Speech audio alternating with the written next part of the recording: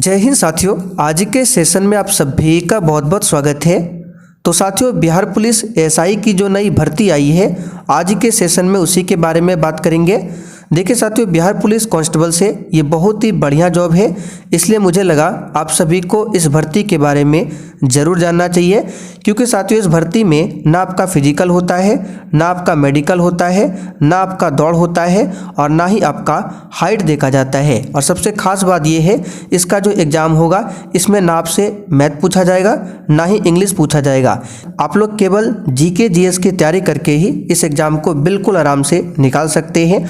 और साथियों, अगर आपका इसमें जॉब लग जाता है तो इसका फर्स्ट सैलरी जो है वो 40,000 से स्टार्ट हो जाता है। इसलिए हमने कहा कि बिहार पुलिस कांस्टेबल से ये बहुत ही बढ़िया जॉब है, क्योंकि इसमें ना मेडिकल होगा, ना फिजिकल होगा, ना दौड़ होगा, ना हाइट होगा। तो चलिए आज के सेशन में आपको सब कुछ बताएंगे। इसका अप्लाई डेट कब से स्टार्ट है, अप्लाई का लास्ट डेट कब है, इसका क्वालिफिकेशन क्या है, सिलेबस क्या है, टोटल कितना क्वेश्चन पूछा जाता है, नेगेटिव मार्किंग है या नहीं है, सिलेक्शन प्रोसेस क्या है, सब कुछ आपको डिटेल में बताएंगे। बस आप लोग लास्ट तक वीडियो को ध्यान से देखिएगा। और साथियों, जिन्होंने सेशन को लाइक नहीं किया है, आप लोगों से रिक्वेस्ट है आप लोग सेशन को लाइक करके और इस सेशन को अपने सभी दोस्तों के साथ शेयर कर दें। तो साथियों, थोड़ा सा बिहार पुलिस स्टेनो एसआई के बारे में जान लेते हैं, ये है क्या। तो देखिए, बिहार पुलिस कांस्टेबल के बारे में आप सभी जानते हैं, यानी कि बिहार पुलिस सिपाही। तो बिहार पुलिस सिपाही में जब प्रमोशन होता है उसके बाद बनाया जाता है हेड कांस्टेबल, और जब हेड कांस्टेबल में प्रमोशन होता है तब उसके बाद बनता है एसआई।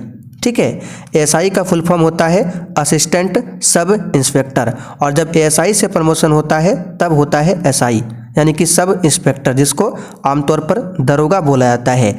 तो बिहार पुलिस की बात करें, बिहार पुलिस सिपाही, आपने देखा होगा अभी तक बिहार पुलिस सिपाही में भर्ती निकाला जाता है और बिहार दरोगा में भर्ती निकाला जाता है। बाकी ये दोनों जो है हेड कांस्टेबल और एसआई, इसको प्रमोशन के थ्रू भरा जाता था, लेकिन पहली बार आप लोग देख रहे हैं कि एसआई में भर्ती निकाला गया है। ठीक है, तो उम्मीद करते ही आपको समझ में आ गया होगा। बिहार पुलिस के बाद हेड कांस्टेबल, हेड कांस्टेबल के बाद एएसआई, एएसआई के बाद एसआई, तो यही वाला भर्ती इस बार निकला है। तो इसमें सबसे खास बात यह है, इसमें ना आपका हाइट होगा, ना फिजिकल होगा, ना रनिंग होगा और ना ही मेडिकल होगा। इसका जो फर्स्ट सैलरी है वो आपका 40,000 से स्टार्ट हो जाता है। ठीक है, 40,000 आसपास इसी के लगभग में आपका फर्स्ट सैलरी स्टार्ट होता है। मैक्सिमम सैलरी की बात करें तो ये इसका 80,000 तक चला जाता है। बहुत ही बढ़िया जॉब है। अगर आप लोग इच्छुक है तो पूरा वीडियो को ध्यान से देखिए। तो साथियों, इसमें टोटल नंबर ऑफ पोस्ट की बात करें तो 305 पोस्ट है, यानी बिहार एसआई के लिए जो पोस्ट निकाला गया है, सबसे बड़ा दिक्कत यही है कि इसमें पोस्ट जो है बहुत ही कम है, 305 है। अब इसमें कौन से कैटेगरी में कितना पोस्ट है, तो जनरल के लिए 121 है, ईडब्ल्यूएस के लिए 31 है, ईबीसी के लिए 59 है, एससी के लिए 37 है, एसटी के लिए 6 सीट है और बीसी फीमेल के लिए मात्र 14 सीट है। तो ये आपको समझ में आ गया होगा किस कैटेगरी के लिए कितना सीट है। आगे देखते हैं इसका अप्लाई स्टार्ट। तो अप्लाइंग जो डेट स्टार्ट है वो 17 दिसंबर से इसका अप्लाई स्टार्ट हो गया है, 17 दिसंबर 2024 से, और लास्ट अप्लाई के लिए डेट जो है 17 जनवरी 2025 तक है। पूरा इसमें आपको 1 महीना का समय दिया गया है। अप्लाई फ़ी की बात करें तो जनरल, बीसी, ईबीसी के लिए 700 है, अदर स्टेट के लिए भी 700 है, एससी एसटी के लिए 400 है और फीमेल के लिए 400 है। तो ये इसका अप्लाई का फ़ी है, जो कि बहुत ही ज़्यादा है। ठीक है, आगे एज काउंट की बात करें तो देखिए, आपका जो एज काउंट किया जाएगा, यानी एज की जो गिनती होगी वो 1 अगस्त 2024 से। अब एज लिमिट की बात करें तो मिनिमम 18 साल है और मैक्सिमम 25। ठीक है, अब इसमें कुछ छूट भी दिया गया है, जैसे कि बीसी ईबीसी अगर आप मेल से हैं तो मिनिमम तो 18 होगा, लेकिन मैक्सिमम आपके लिए 2 साल बढ़ जाएगा, यानी कि 27। अगर आप बीसी ईबीसी फीमेल है तो आपके लिए मैक्सिमम क्या होगा, 28।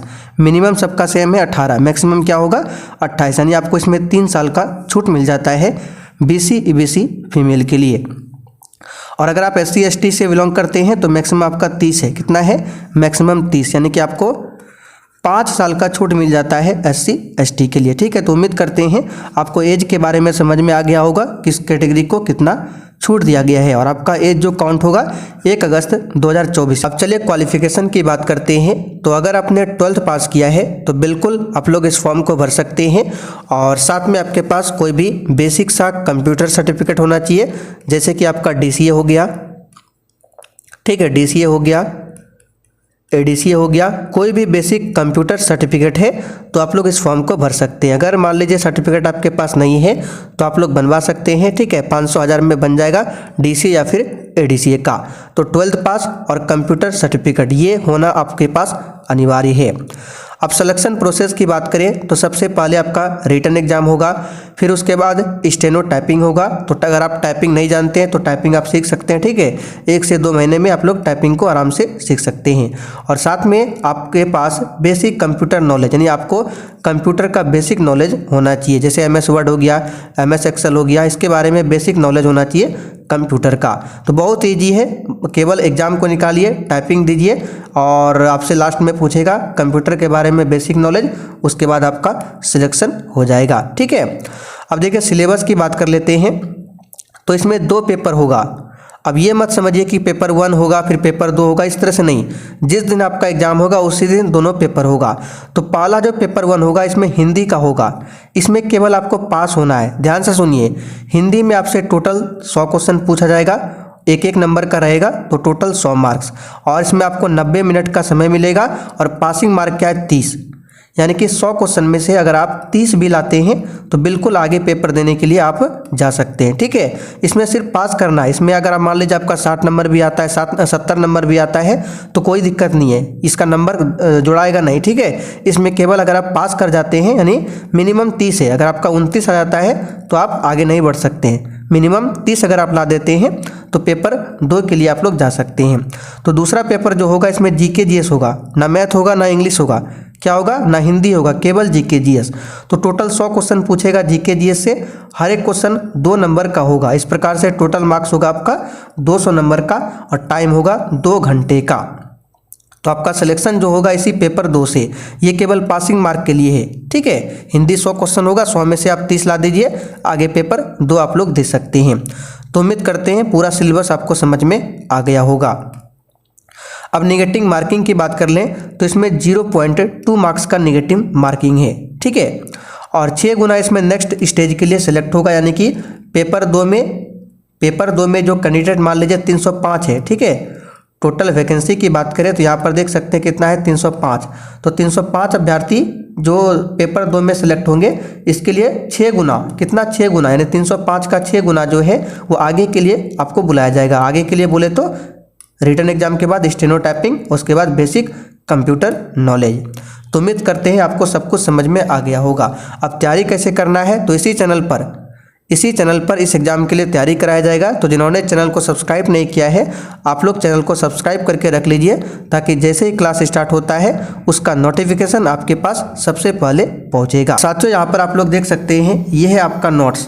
जब आपका क्लास स्टार्ट होगा तो आपको भी डेली इसी प्रकार से नोट्स मिलेगा। ठीक है, ये नोट्स आपके एग्जाम के लिए काफ़ी ज़्यादा इंपॉर्टेंट होगा। यहाँ पर देख सकते हैं ये सेट 1 है और ये बिहार पुलिस के लिए है। तो बिहार पुलिस के लिए अभी क्लास चल रहा है, तो उसी के लिए डेली नोट्स देते हैं। देख लीजिए नोट्स किस प्रकार से है, तो आपको भी इसी प्रकार से नोट्स मिलेगा। आप लोग नंबर लिख लीजिए 96318870। इस पर मैसेज करके क्लास के बारे में जानकारी ले सकते हैं और डिस्क्रिप्शन बॉक्स में टेलीग्राम चैनल का लिंक है, उसको भी जाकर ज्वाइन कर लीजिए। वहाँ पे हम बताते हैं क्लास कब स्टार्ट आपका होगा।